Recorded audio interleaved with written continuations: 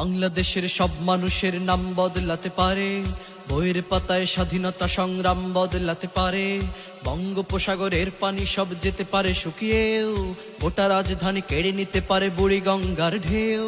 সুন্দরবন কেটে হতে পারে ইটের ভাটার লাকড়ি, শিল্পপতিরা দেউলিয়া হয়ে খুঁজতে পারেন চাকরি।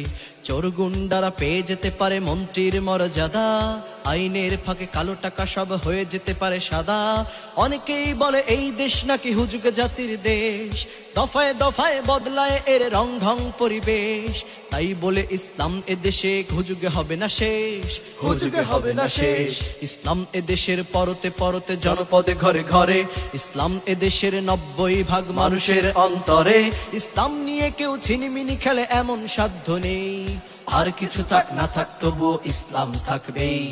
সবকিছু বদলে যাক তবুও ইসলাম থাকবেই, আর কিছু থাক না থাক তবুও ইসলাম থাকবেই। সবকিছু বদলে যাক তবুও ইসলাম থাকবেই।